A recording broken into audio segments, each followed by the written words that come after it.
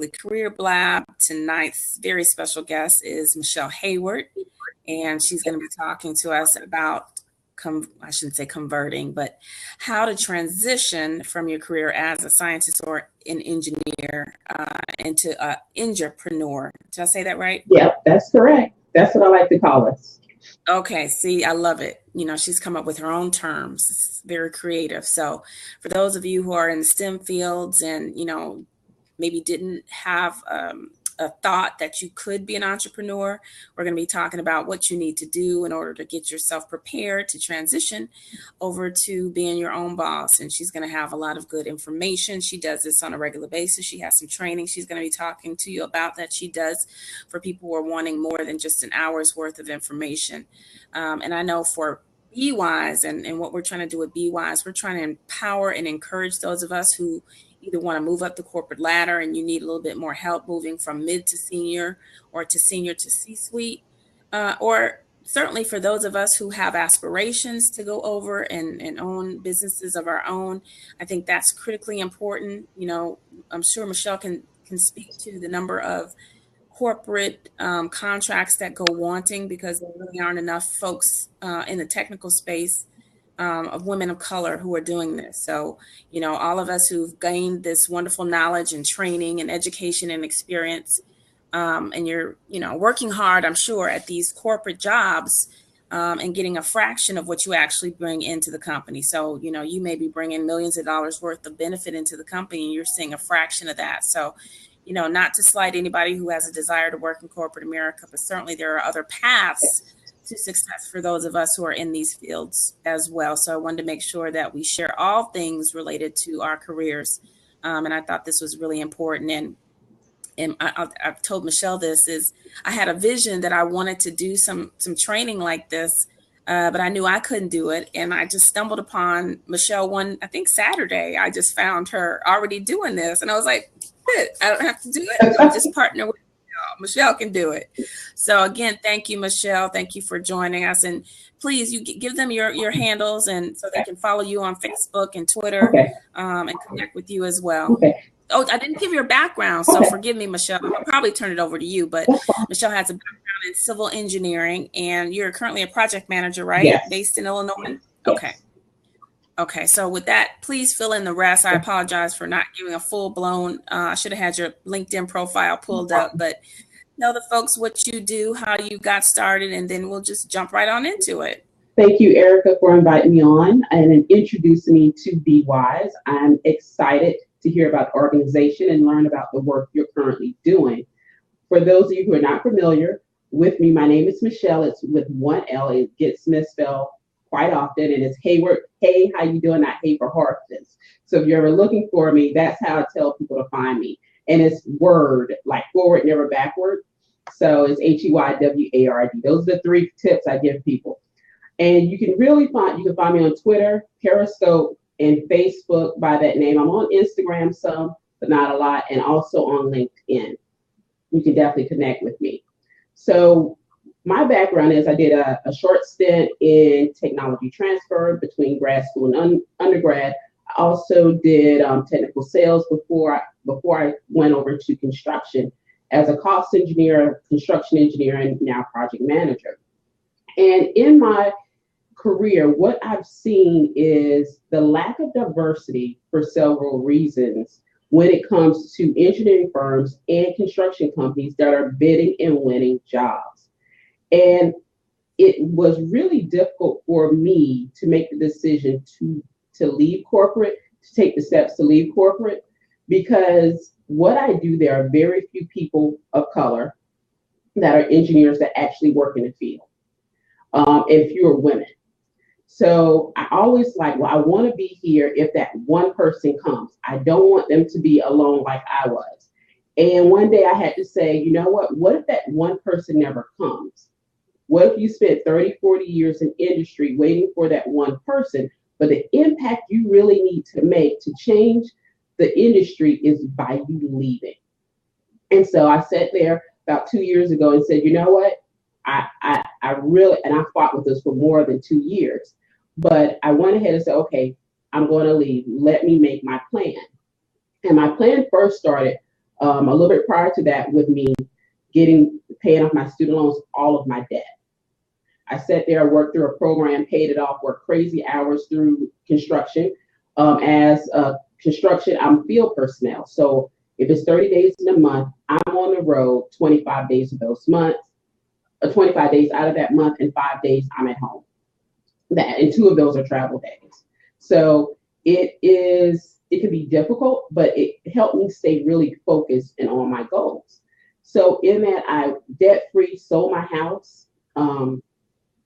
I am trying to cram everything into a 2-bedroom apartment out of a 3-bedroom house with a basement. So it really, got rid of loads of furniture. I really looked at what do I absolutely have to have in my life to go after my dream. What are you willing to sacrifice? And I think the first thing for engineers, if you know, you really feel in your heart of hearts that entrepreneurship is for you, what are you willing to sacrifice? And some people's like, well, I don't want to give up this, but you have to look at what the possibility is if you give something up for 1 year, 2 years, 5 years, or 10 years, and you can get it back for 20, 30, 40 years. Are you willing to give it up short term, or is it really something you value? So really take and assess what matters to you, what is important. Some people like being able to work on certain projects, but they don't like the pressure that comes from their employer. They may not like their coworkers, but they like the type of work they do. How can you still do the type of work you do, but not be in that same environment? So really understand what you're willing to give up and what really matters to you. That is number one. And some people have talked to me because I do the type of work that I do, where I get 5 days where the client pays for me to travel wherever. I literally take trips to Jamaica, company paid travel. And they're like, well, why would you leave a corporate job? And I'm like, where you can still kind of run your business and still be a corporate employee. I said, because this is not where I belong. And when you feel that, before you even take those steps, and you know it's not the right place to be, you will start making that plan. So the first one is definitely prioritize what's important to you. Number 2 is look at your finances. So I would say probably when I started, I was about $35,000 to $40,000 in debt. 18 months, cut back, eating out, shopping, just eating everything I could. I did in order to pay off my debt. When I say I work 70-hour work weeks, I work 70, 80-hour work weeks because I did contract work. I paid those things off. So you really need to have a written plan. So don't just say this is what you want. Write down that dream, write down that vision, and then start writing down your plan. And because as engineers, we will definitely come to a plan, develop plans rather easily. Where I don't want some people to get stuck like I was so focused until I forgot to enjoy myself. So you still want to have fun. You still want to have leeway and not cut everything you enjoy out of your life, but definitely take stock of that. The third thing I did was I made sure I got known. People knew who Michelle Hayward was. I knew I told you I was in Texas on a project. Well, the part of Texas I was in, I took more FM roads. And if you don't know what an FM road is in Texas, it's a farm to market road. That means we know what that is. We know what that is. So how long, TM Villain, how long did I do what for? So I took farm. So there was no NSBE. There was no National Black MBA. There was nothing. But this is how I learned to network. I would use my projects, capital projects. I would network within my client's company.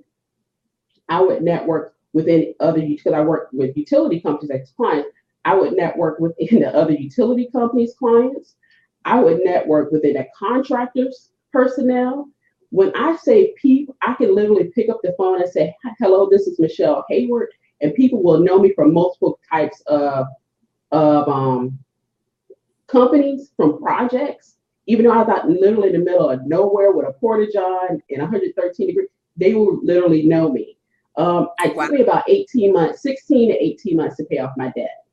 So I literally gave up a lot in a short period of time because I knew what I wanted. And some people, you may not be able to do what I did to that extent, but it's what works for you. And I learned a network wherein if you go into LinkedIn, and I thought this was kind of common for people to do this on LinkedIn, wherein I literally would put in a project name or a keyword and just search. And I said, oh, this person works for this company. They're an engineer. I've never heard their name. And I would literally add them and send them a request connection and say, hey, I worked on this project and such was my client. And that's how I started to grow more on LinkedIn, was by making connections with people I'd never met by simply searching about project names. So the project was so huge, it was about over 2,000 miles of transmission line in Texas. So I started to grow my network. So what I always encourage engineers to do, especially if they're design, women and people of color have this really bad habit, I'll call it, of they only go to work, they do their job, and they go home. What you also have to do is be seen and heard. People have to know who you are. They have to know what you do, and they have to know how well you do it. Because we only get half the same amount for 10 times the work, and even if we do it 10 times better. So so for me, I made sure that I pressed upon other young engineers of color, you have to be seen and heard. So I made sure, go ahead, I'm sorry. You know what? I want to kind of go a little deeper on that, because I think that's one of the challenges I've heard people, and it seems, simple to those of us who maybe have mastered it a little bit, but, I hear that all the time. How do I get seen? What do I do? Okay. Most people know that engineers are probably, a lot of us, introverts, natural introverts. So that really is out of your comfort zone. And while we may be able to calculate and, differentiate and do all those things, the thought of, trying to strategically figure out, who you should approach, how you should approach, when you should approach, can be quite daunting. So, maybe when you first started, what was one of the first things you did? Maybe that's for those of us who are maybe more shy. What was one of the first things you did, to reach out? Did you volunteer to be on maybe a high profile project and did a really good job? Like, what was one of the things you did to make that happen? The first thing I did was I showed up at meetings and I sat at the table. I never had to sit. They were not on the wall. Never sit on the wall. Not on an email. I would be literally the only person of color. Oh, well, let me take that back. In the first project, the person over the project was Mexican. And I will always be the only woman unless it was administrative assistant. I made a point of always sitting at the table. Even if the only thing I ever said was my name and my position, I was always at the table. Because sometimes just being there and being present is all it takes, because now people have a name to go with that email address. They have a face to go with that voice. And you can simply say, if it's something, even if they're discussing something that's 1% of what is part of your position or task that you handle on a project, tell them, if you have any questions, here's my card. Be sure to contact me. And from there, then you can go on emails or phone calls or conference calls. But it's very important to always be seen and sit at the table. So there are lots of meetings, and sometimes you may be copied and invited to them, and sometimes you may not even know that they're going on. So how do you get around that? Do you recommend kind of mirroring somebody, maybe someone you admire, and say, hey, what projects do you work on, and go to those meetings? Like, how do you, if you're not directly on that team, how do you even get invited to those meetings? Well, how do you get your? I'm not an introvert. I think I'm a middlebird. I'm somewhere in between. An ambivert. Yes, that's it. And what I do, I have found, even in college, to befriend and be kind to people that everybody else is rude to and they don't look at as valuable, who are actually administrative assistants and receptionists. They will tell you what meetings are going on, what companies are coming in, and who's coming in for those companies. Guess where you happen to be when those people arrive? Oh no, hi Michelle, I'm the project manager over such and such. It's great. I've heard great things about your company. I'm so glad to see we're working with you guys. And it's, oh, well, what do you do? Oh, here's my card. It is very little you have to do. And it is, and I'm not saying build relationships with admins and receptionists simply to get information from them, still be genuine about it. But understand everybody has value, everybody has information. And when you have genuine relationships, you can get information quite easily and by accident a lot of times by just talking to people every single day. It sounds like, we're being very strategic about the work that we're doing, but we're not looking at our career development, right? So it sounds like, on your first day, you kind of have, this kind of in your mind or mapped out. And I think that's, one of the mistakes that a lot of us have made. We get there and they say, okay, Michelle, you've got to work on these 4 projects, and you get to working on those projects. And you haven't really thought, okay, all right, this first one, this is high profile. So I got to make sure that I'm seen at all the meetings for this one. The second one is lower profile. I'm going to do a good job and blow it out the water. But at the same time, I got to, keep it in perspective. I'm going to get more career lift off of this one that's higher profile than this other one. And I think, honestly, that's what our counterparts do. They prioritize, we are super women, so we think we can do it all. And we're helping do our work, and half the other departments works too. And we're not being strategic, meaning, every project is not going to make it on your CV, meaning projects that are career igniters, for lack of a better term. And, that project has gotten you the exposure that has, made a dramatic impact on your career. And then there are projects those projects need to be done. Of course, you're there to, you're paid to do those projects. But in the long term, if you work 80 hours a day or week, rather, getting that project done, nobody's going to care, right? If they assigned you a project to get the copy machine fixed, that's wonderful. They really wanted that done, but nobody is going to promote you based on that project. So to your point, I think we need to be much more strategic in how we look at the work we're doing, not just the work. I mean, right, because your boss is going to tell you what needs to be done, or at least the areas that they need your expertise in, but it's up to you to manage that, right? Yes. And that's too, not just for your career, but, when you're trying to figure out, okay, how am I going to transition all of the things I'm learning and doing into consultancy or, a business where I can, create my own product or service out of what I've gathered. So I think that's very important. It really is. And you said 4 projects and one was high profile where everybody was vying for. That would be the last project I would try to be seen because it's so too much noise. You know where I would go? I would go to projects that are struggling. And this is something, I don't know if any of you followed Susie Orman, and she talked about how she was put over one of the worst performing areas of a company. So any improvement you do will get seen. So right. It really, really works. And I'll put it to you this way. I was put on my last project. I was put on a part of the project that was added on late, had the least amount of money, had the shortest schedule, and they were like, you run it. Eventually they gave me a construction manager, and it was me and the construction manager. My VP was sending me legal documents. The client was sending me network documents. Stuff I'm like, look, I'll get it done. But what it taught me was it was the least seen. I got extended on that job. I got a bonus for that job because everybody gave it the least. I turned it around. I outperformed what I thought it would end up going.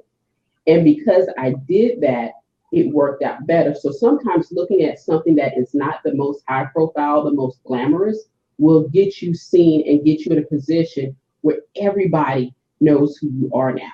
Oh, you're Michelle. And it really, really can work the exact opposite. You do have to be strategic. You have to understand if you're willing to take that risk.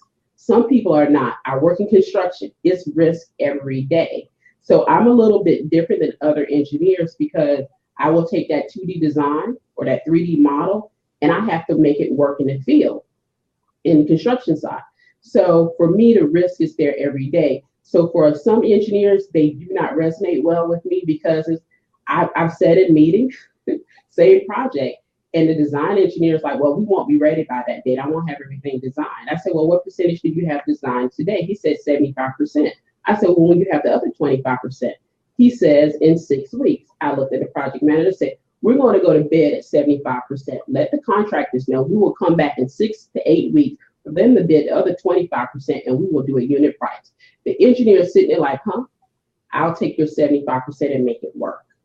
And you have to take those calculated risks. And it was either and I explained to my client rep who was running the project, either you're going to be sued by other companies, or you can sit there and pay a contractor to wait for your engineering to be completed. It is cheaper for you to have a contractor sit there and pay them $10,000 to $25,000 a day. So you really have to take calculated risks. And for me, working with clients and working on a more riskier part of engineering, it has helped me understand that I'm willing to take that risk as an entrepreneur. I know how to look at things as a client would and still act in the best interest of a client. So don't always phase away for things that are risky. For a lot of times, that's where the biggest benefit will come from you. You have to take those risks. Now, do you think that comes with, experience? Because I'm thinking maybe some of our younger engineers are like, I don't know how to calculate that risk. I don't know how to tell my boss, this 75% is not going to result in, a substantial negative impact to the client. Yeah. So that's something, is that on the job training that, you've developed that? Is that something maybe if you're telling us that that's, one of the keys that you'll need is as you transition to becoming an entrepreneur, should we get a mentor? I mean, should we read books? Like, what would you recommend? Okay. You should get a mentor, but let me back up. You do need the experience. I agree. You do need the experience.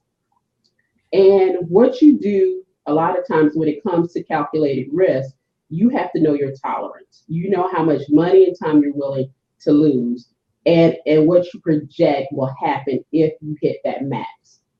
If you're uncomfortable doing that, then revise that plan. Find a place where you are comfortable, the most comfortable. Did it come with experience? Yes, it does come with experience. But what it also comes with is understanding my client. And when it comes down to it, that client it was a financial risk either way. But what I had shown at that point in time was I could perform. And because I could perform, they were willing to take that risk with me. And so you also not only have to have experience, you also have to have a proven track record and credibility when you do make those decisions. Yes, definitely take calculated risks. So sometimes younger in your career, they'll say, oh, you're young and dumb, and they will brush it off. 35, 10 to 15 years in, not so much. But it also depends, again, on relationships you have internal to an organization or with a company. Because some clients like, you know what, you screwed up. And trust me, I screwed up to about $12,000 with a client, same client. Said, oh, don't worry about it. And they wrote it off. They paid the contractor. But I screwed up. I didn't read the bid package appropriately, and I didn't ask the right questions to the contractor. The client said, don't worry about it, we'll pay for it. But I had already proven myself, so they didn't mind paying that extra money from my screw up. So you will have calculated risk and you will fail. But at the same time, depending on your relationships, it'll work out. But you do have to take those risks. If you're risk adverse and it is really shutting you down and it is driving, entrepreneurship is not for you. Do not go that route. It truly is not, if it's nerve-wracking. That's a good point, because I think, a lot of people, especially in some of the more challenging fields, you're thinking, I could do this on my own. I really, I don't really want to work for anybody. But, I shared this earlier today with Contessa, who just joined. Thanks, Contessa. Is, it's a lot of things to entrepreneurship that, is not talked about, not written in books, right? Yeah. It's, the feeling of isolation that, unless you have a business partner, which I'm sure that has its own challenges, it can be daunting stepping out on your own And I know just with BWISE has been a blessing to me, and I think hopefully to other people who found the ability to connect with other people, but just the thought that I'm really creating something that doesn't exist currently, right? So how do I know that, this is going to be a sustainable organization and that I'm going to be able to, make a profit off of this and also make sure that people get the benefit from being a member. So, I think that's key. It sounds like there's so much like right at graduation, you need to be thinking about these things. And this is, one of my passions around working with, undergrads is that nobody is talking about this, right? They're just trying to get you out of school and get that degree in your hand. But there's some things that you need to be thinking of, the day you cross that threshold of your very first job, you need to be thinking about this, because I can guarantee you our counterparts are doing this, especially if they are not if they're second generation or third generation corporate American parents. My parents were teachers. So, I had to learn everything I now know about corporate America on my own. Yes. But I think had a conversation earlier with Tessa regarding executive presence. And, one of the things they were talking about is this gravitas and, confidence and, ability to take risks because they have seen it before. Some of us, we're the first Black person or Black female that they've ever hired. Yeah. And we're so focused on making sure we do a good job so we don't mess it up for people coming behind us. We're not, free to make these, speculative decisions, that could really make your career, right? So they could, put you at a whole nother level. They can open up a path for entrepreneurship because now you're seen as the expert, subject matter expert. Michelle's going to talk about that in your field. And I think, honestly, that's why there's so many of us stuck in the middle of the pipeline, right? So, for those of us who went to majority schools, and Chip, I have a classmate right now. If I find out he is working at a chemical plant, I don't want to work there because he had terrible grades. He was, God bless him. I'm sure he's very successful because he was a nice looking guy. But, I know those of us who, like I said, went to majority schools, and there are guys who matriculated with you who are now vice presidents. There are very many, many levels above you. Yeah. Right. Oh, yeah. Some of it is, inherent, right? It is what it is. We're never going to be white men. So, that in itself is, going to make a difference in, how far we move up in corporate America. That's why we're talking about entrepreneurship. But I think, like I said, you have, this thought when you start working that, you're a leader, you can be a CEO, and that frames your whole outlook on your work experience. I think for people who have worked at jobs that they didn't like and stayed longer than they should have, it's because they probably didn't know their value, right? They didn't see themselves as subject matter experts. So, they didn't act that way. So I absolutely agree. And I think for a lot of engineers, what happens is we get focused on the job and the next step, as opposed to actually taking a look at being a subject matter expert. Or even think about, what do people always come and ask me for? What do they always want my help with? And when you realize that what you do is not as valuable as what you know, you are 50% into understanding your business, what you're going to offer, what service people are willing to pay you for. Because if people are promoting you based off of what you know, and you're thinking about it's your next step, they're promoting you by what you know. They're also emailing you, calling you, texting you for projects that you're not even on, saying, hey, on this previous project, you did such and such. Why was that? And how did you do it? And people are still coming to you about the same subject matter over and over. You know why? Because you're an expert in it and you don't know it and you don't own it. A lot of times, because we're surrounded by other technical professionals, we can't see.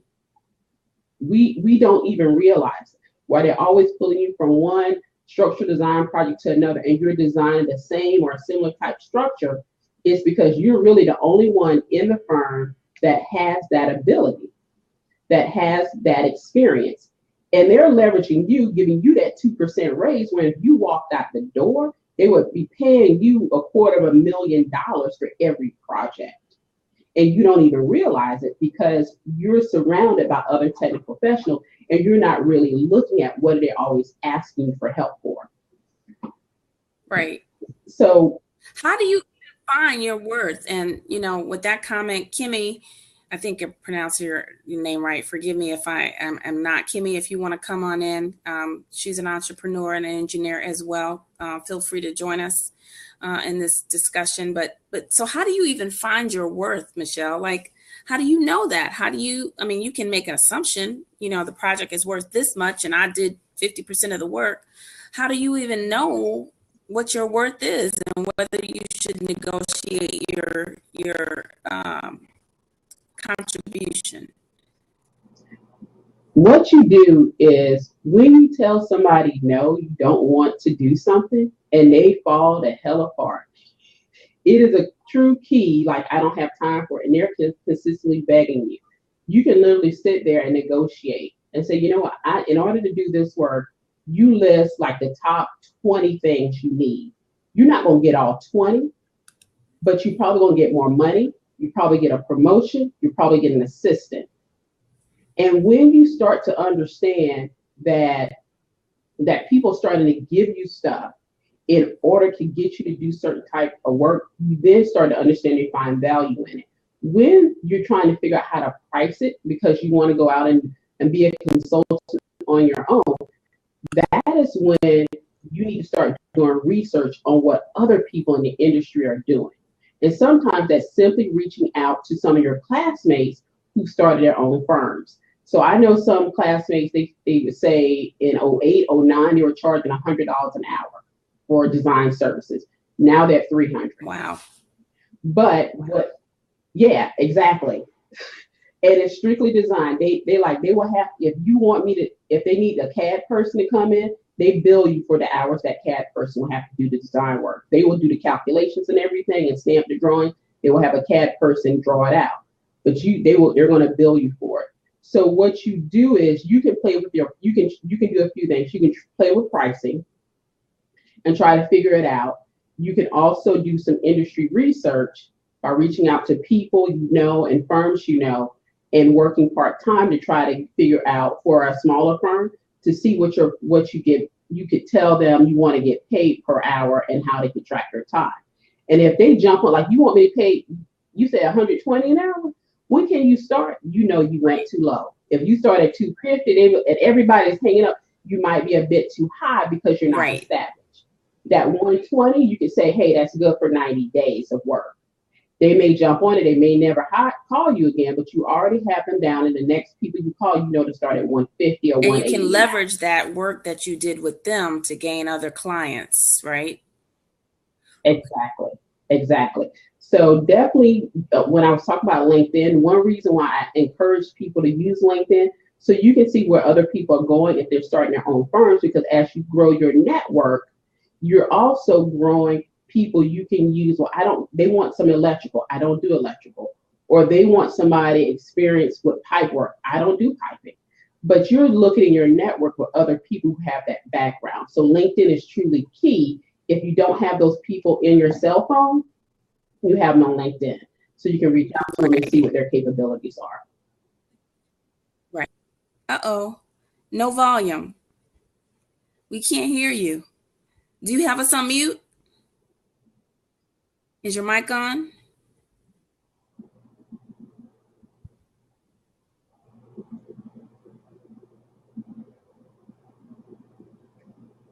You can hear us, we just can't hear you. Is that right?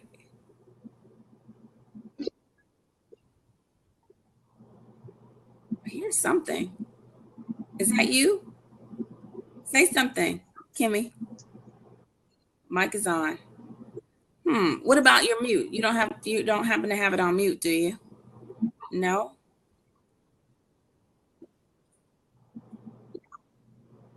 What browser are you on? Are you on an iOS? Are you on a Mac or a PC? PC. Are you on? Okay, are you on Google Chrome?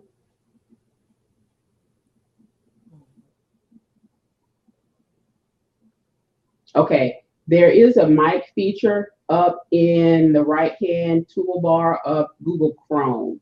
See if that is turned on. I can't remember exactly where it is right now.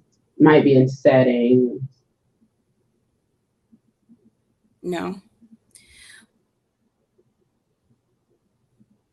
Now, and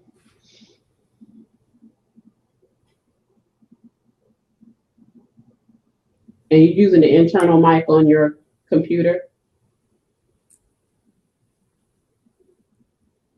That's the beauty of Blab. Lovely Blab. Well, hopefully we'll get it. But if anybody has any questions, Kimmy she can hear you. So she'll just type her response. Kimmy is an entrepreneur. Kimmy, can you type I'll just translate what you say. You're a entrepreneur and your background is engineering as well, right? Is that correct? Yes. Okay. And I wish I could hear what she's saying. I see her mouth moving. If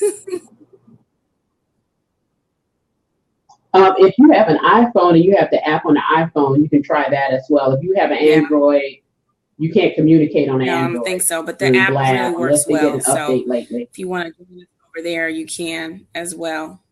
Or and be crystal clear. So anyway, we'll just keep going. Kimmy, hopefully you can join us. If anybody has any questions for Kimmy, has another perspective on transitioning to entrepreneurship, hopefully that she can add. So Michelle, we'll keep going. So one of the things I want to ask you is, because I know that this is a passion of yours and, this is your business, right? So in addition to your consulting for engineering, you focus on helping engineers become Engipreneurs, right? Now, I know you and I have talked, but I want you to share with the group, that you offer training on this, and I have a website. So what are some of the things, because there are probably some baby entrepreneurs out there, right? They want to stick their toe in, but they have that mortgage to pay and they're not really sure about, sacrificing for 16 months to do all this one stuff you said we got to do. So how do you dip your toe in to become an entrepreneur?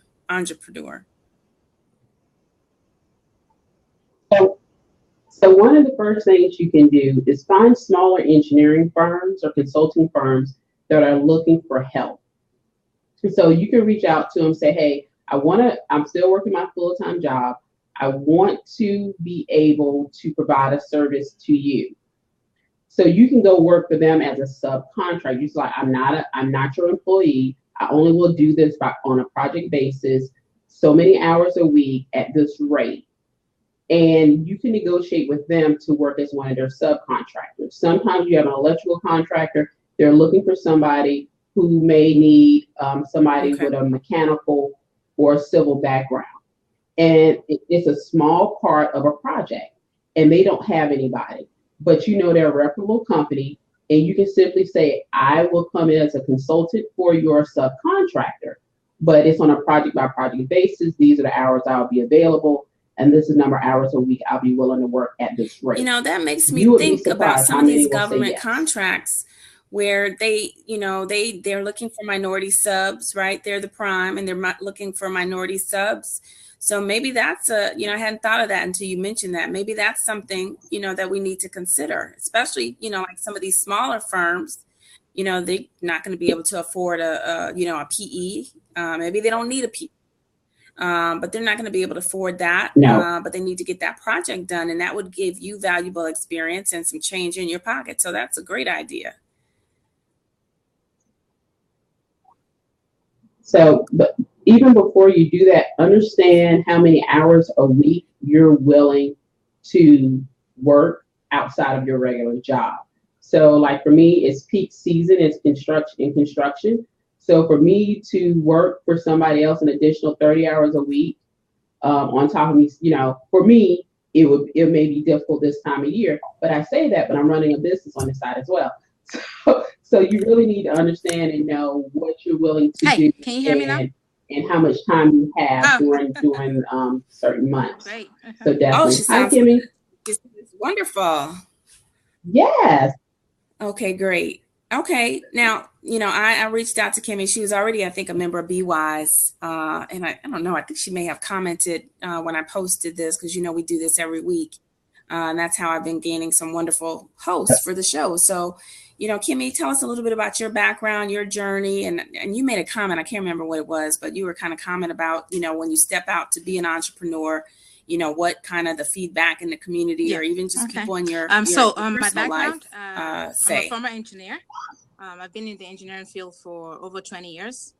And so my background is in chemical engineering, actually. But over the years as an engineer, I started realizing that engineering wasn't my passion. I wasn't really bad at it. I did well. I did well in school. I did well as an engineer, but I just felt that I wasn't doing enough. And as a result, I wasn't doing my best. And if you're not doing your best, you're not going to get those raises. You're not going to get those promotions. And I realized that engineering wasn't really my passion. And then I started going more towards management. So for my master's, I decided to go for engineering management as my master's. And then I became a project manager. That was my last position, as a project manager, managing projects for a testing lab. And with that also came other responsibilities. I was a quality manager. I was a business improvement coordinator. So it was for a small business unit. So I had a lot of responsibilities. And then it came to a point where it was affecting my role as a mom, because I had two little kids while working, and also affecting, although getting to a point where I was asking for a raise, asking for flexibility, but the company wouldn't budge. And I decided to go back to what my passion was, passion to teach, and I became a student of personal development at that time also. And I saw that I enjoyed teaching, and I enjoyed showing people how to become the best they could be. So I decided I'm going to start my own consulting company to help other engineers, to help other professionals grow their leadership skills, grow their soft skills, so that they can achieve better results in their different roles. So that's what I do. So my comment on that, when I saw the Blab invite, was that when you're deciding to leave a job such as an engineering job, good pay, you went to school, you went for your master's, and now you want to leave everything to go start a business. I actually started as an Avon rep, and always had things going on the side while I was working. So like with that, I was so scared to tell people that I was an Avon rep. What would people think of me as an Avon rep? I'm an engineer. So I hid it for so long. But I couldn't hide it anymore. And I just, because I was so passionate about it, passionate about entrepreneurship, to the point where my boss became my customer as an Avon rep. So I felt, okay, I became very free, and I started doing that. And then it came time for me to now start my consulting business. And again, that fear of what will people think? I'm going to leave this good paying job to start a business that I'm not even sure if it's going to work or not. So I really became scared, and it took me a while to take the leap and go for it. So the thought was, okay, what are people going to think?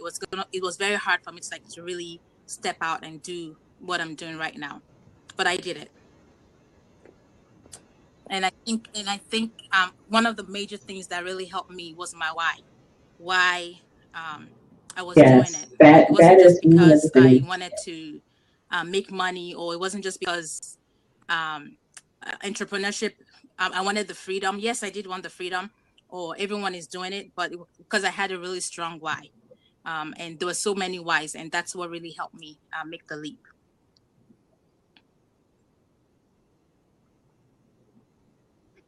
I think that so many of us, went into engineering because someone told us we were smart little girls, right? I know myself, I was just very good at chemistry, to be honest. I had very good grades in chemistry, and someone said, oh, you want to go into chemistry. And then someone said, no, you want to go into chemical engineering. Looking back, there's so many interesting things now that I probably would have been interested in: cosmetics chemistry or textile, something that could combine, what I was really interested in with, the STEM field. I didn't know that at the time. For those of us who are of a certain age, there weren't career books. There certainly wasn't the internet for you to look up and see, oh, what else, can you do with a chemical engineering degree? So I think for those of us who have already made the commitment, sometimes, you look back 20 years later and say, okay, I don't want to do this.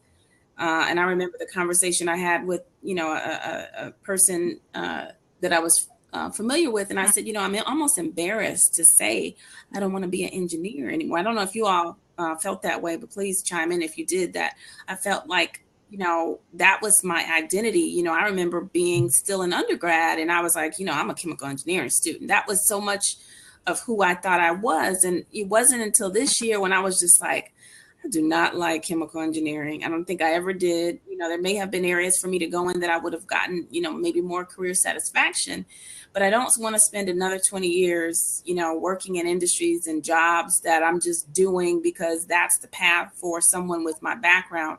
I'd much rather do something that I'm fulfilled in, I enjoy doing, and it's going to come easy. And so I think for me, that has become BWISE. Those of you who know me know that I work on this night and day and night, on the weekends, during the week. Tam is saying yes, because I'm passionate about this. I'm passionate about the community. And, I've talked about this with several people. There really isn't a support for us, right? So I see all these, programs to encourage little Black girls to go into science and engineering.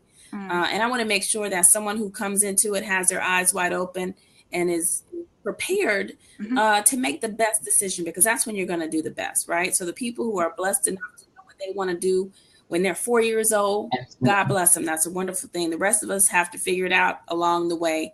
And so I want to be someone that can share and pave the way and then provide support. Those of us who've worked in engineering, how hard it is to be a woman, and then you put a Black woman on top of that, and nobody wants to talk about it, and we're all supposed to suck it up and just be the best you can be. That is true. We're gonna do that, but that doesn't diminish the problems and the challenges that we face. So kudos to both of you who stepped out on faith. Of 3, I think we've got another one. Tessa's a entrepreneur as well, who are, taking your knowledge, your experience, and converting that for your own personal benefit, and then for the benefit, of the rest of us as well. So tell us about, you do some training, and now that I've connected you and Michelle, the 3 of us need to have lunch or something and talk about how we can get more of these Black women with the proper training to become Engipreneurs. You got that, Kimmy? Engipreneur. That's my entrepreneur works too. So what I do as a business coach, I help my clients find out what is their goal for their one big goal for their business. And I generally start with people who've been in business for under 2 years, or who are just exploring an idea on where to start. What questions do they have about, like Kimmy said, I don't want people to know I'm quitting this good job to do this. What will they think? How do you get over that? I had to tell a client, I said, why don't you post to Facebook your blog? She said, well, I don't want people to know. I'm like, what do you mean you don't want people to know? Well, I don't know what them. I said, well, if these are all the people you know are on Facebook and you don't want them to know, are you texting people your blog? Well, no. I said, well, who's supposed to find your blog? It's just a blog. And she was like, well, I don't want them to know. I said, you have to put yourself out there. So I know people who are going to do it part-time while they're working corporate, they will not take that big leap and be public with it. But at some point in time, when you leave corporate, right, people need to know that's what you're doing. So first, I get them past that hurdle of you got to be known. The other thing is showing them how to go about and meeting people who are decision makers as well. So don't go where all the engineers are, because the engineer is not the one who's signing the contracts. I also show them how to sit down, how to structure their business so that it fits around their life. When you have a job, you fit your life around your job. It's telling you, no, structure your business how you want it to be. I've talked to engineers, they don't have a brick and mortar business facility. They have a staff of 9 that are spread across the world, if not just the US. And they're literally a nomad designing stuff. Their clients have no idea, none. So they have built a business around their life. So I show them that. The hardest part with working with engineers and women is they think so much about what other people will think. White men could give a care less. What if they think this? Who cares? How does what they think feed your family, keep your lights on, and get you in heaven? Nothing. So it's really more of some of the mindset. And then once they get past that point, once they realize I can do this, we sit down and we decide what services are you going to offer? What's the price point you want to start? What market segment are you going to start in? Which companies are you going to start going to?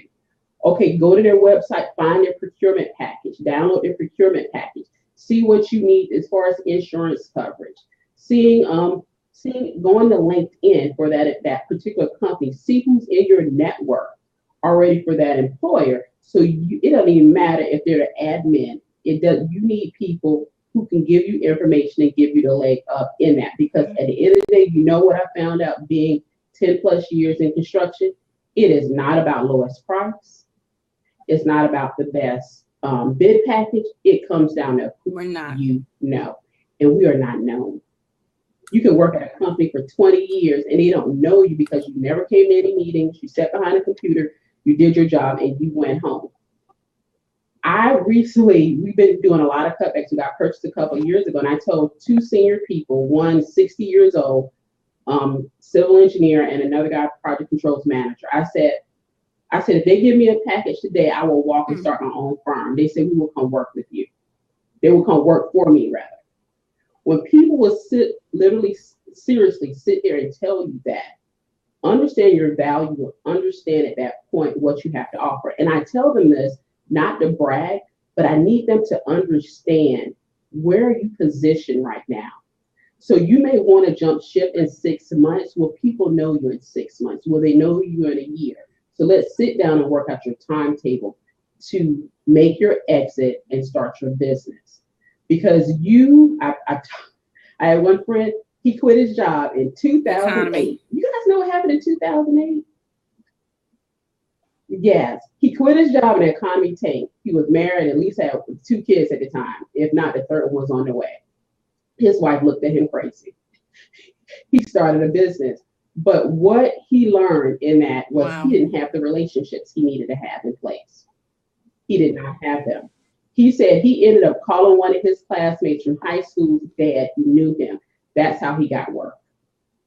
He subbed under him. He said, when I needed help, I called some of my old coworkers who had been laid off. He said, some of them didn't even have computers. I had to lend them an old computer laptop I had to do work for me. And they would give it back once it was done. He went through, he didn't understand how to do net terms for his contract.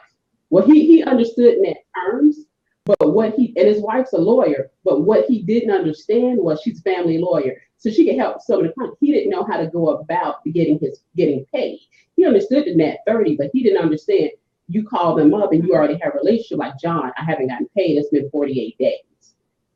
Working those relationships helps you get paid on time, or at least not past 48 days. So it was a lot of things. I was like, you didn't know that? He's like, no. So on the back end, I see all of this stuff that companies, small businesses don't understand when it comes to large businesses. And I prepare my clients for that. Right. Prepare them for the non-technical stuff. You're great. You're that subject matter expert. It's the little thing. It's like, well, they have a net 30 turns. I said, did you ask for a net 15? Right. They said, I can do that. You surely can. I said, you can ask for a net 15. You can ask for a 2% discount if they pay you within the net 30. Say, hey, I know my bill every month is $20,000, but I'll give you a 2% discount if you pay it within 30 days. They will pay. That has to seem as more professional, right? As opposed to someone who's, less knowledgeable. Kimmy, have you had, that experience in your business? Knowing all that, where you, because that's what I did while working. So I took everything I learned to incorporate actually to my business. So as soon as I started, I set up my systems and I have all my CRMs, I have all my invoices, everything in place, just based on what I did as a corporate person. So I did have an advantage over someone coming just cold as an entrepreneur, as opposed to someone coming from corporate, having all that experience. And when I work with a lot of entrepreneurs, I talk to a lot of entrepreneurs, one thing they always tell me is that I'm so professional. Yes. They always so surprised that as an entrepreneur like them, I am so professional because I have all the invoices, all the contracts, everything that I used while I was working in corporate. Yeah. Right. That's a note. Both of you guys are project Exactly. managers, so And, you're already kind of trained in how to run a Yeah. project. So that's just kind of second nature when you transition to becoming your own business owner. I think Yes.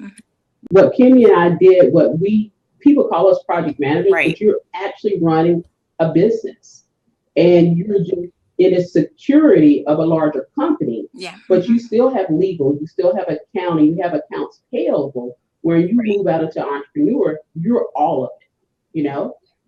So you can still pay a lawyer to read your contract, but they're still not the engineer. They still have to understand what they're liable for in that contract. She said liquidated damages. Yes, you can take a client to liquidated damages, but if it's a $4,500 bill, how much money when you're starting out are you going to spend on a lawyer for a $4,500 bill that may come in 98 days? So and you may be getting more work from them. So you're really trying to still build that relationship so they'll still pay you that $4,500. So really be conscientious of what battles you want to go into, because in the long term, especially if you're new and coming out, you're a person of color, it may not work out in the best regards for you.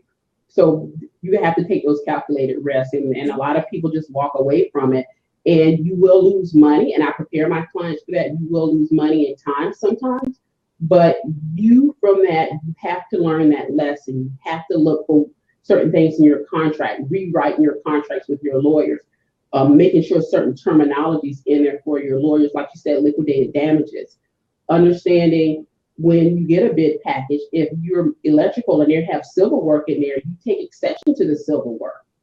And if the client comes back and says, we want to give it to you, but we want you to do the civil part, you can still have put in a contract, I want your list of civil contractors. Right. Your approved list of civil contractors. And that's who you have bid that work. But you really have to understand your contracts and what you're liable for. And a lot of times, if they're only been on the design side, they've never done any project management, they've only done scopes of work, they don't know any of this. They don't know cash flow. And I'm sitting there going through everything to try to see what their knowledge and experience is, to help gauge what I need to show them and teach them in our time together, whether it's 3 months or 6 months. There's so much, I think this is just the tip of the iceberg. I just wanted to, for people who have thought about it, it's not impossible. I mean, there certainly is a lot of work in research probably before you even get to that point, but it's not impossible. I mean, for those of do your research, you got to do your research before you do that.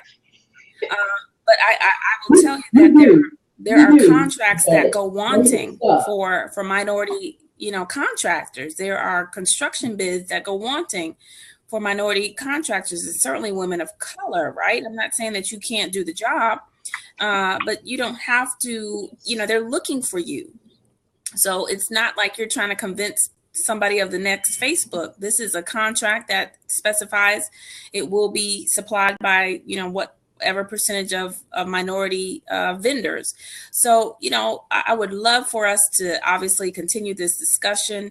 And certainly Michelle and I have talked about partnering together with, some of the members of BWISE who are interested, because I think this is so important. We talk a lot about leadership in corporate America, but not as much about entrepreneurship for those of us who have these technical backgrounds. And certainly if you're a PM or you worked as a PM, you're halfway there, right? You have to make sure you've got all the I's, dotted and the T's crossed, but you're halfway there on your knowledge and your background, to go out on your own, to sub on your own. I'm sitting here with my girlfriend who's a mechanical.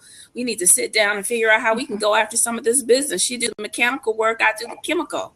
So I want to thank both of you so much. And I want to invite you back, of course, Kimmy.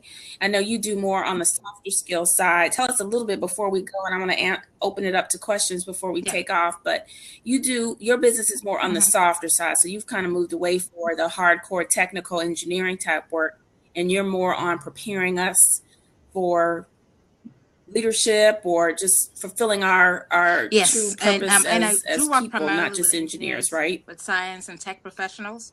So, and I don't even focus on entrepreneurs. So like every mistake I made as an engineer, I'm going back to engineers to teach them how to become more effective in their roles. So I'm teaching them leadership, how to speak up, how to make sure they're networking, just like Michelle Hayward said. The relationships are very important. So all of that, everything that has to do with the leadership, I go back to the organizations, to the professionals to teach them and to coach them. So ranging from helping them become more productive to helping them achieve their goals, their career goals. And even to the point where, and I know I don't kind of steer them away from their jobs or from the careers, but sometimes I know, remember in some of the classes I've taught, at the end of the class, some of them have said, oh, engineering wasn't really my passion to begin with. And they're asking me, oh, how did you jump ship? I want to learn how to become an entrepreneur also. Yeah. Yeah. So I teach everything from self-leadership to really, again, for me, not being passionate about my job and I wasn't able to reach my potential. So I also teach them that you have to be passionate about what you're doing. It's not just because of the salary. It's not because of the prestige of being called an engineer. You have to be passionate. And if you're passionate, you can reach your potential. You can do the best you can. And you can easily get those promotions. Many of us, I know while I was working, I was afraid of the C-suite. I was even afraid of being a manager because I thought I couldn't do it. And I didn't even put my best. I didn't even like put in my best to say, okay, I want to go further. I want to get that promotion because I thought I couldn't do it. So it's teaching them all the skills to help them really, what's the word? Kind of create the position they really want, be it going further in their career or jumping ship and really going for what they really want to do, what they're passionate about. So that's what I teach the professionals that I work with.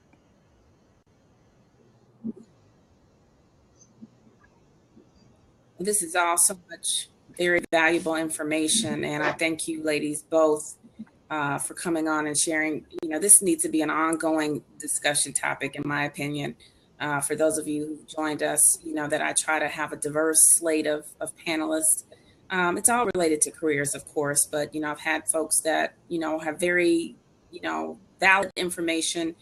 But I think it means just that much more when it's coming from one of our own, right? So when we're talking about career planning and entrepreneurship, you know, it's one thing to be an expert, but it's another thing to be an expert as a STEM professional because you've already walked the walk and you already kind of get, you know, some of the challenges that, you know, cause us to behave or think the way we do. So kudos to both of you, you know, who spread your wings and, you know, gone to greater and more wonderful things. And I'm hopeful that the three of us, and then adding Contessa as well, who's listening in, can come up with some wonderful things for the ladies of BWISE, because I know it's needed. I had a prior call with the ladies of BWISE in DC, who are probably mostly slanted to the PhD, postdoc, and certainly life science.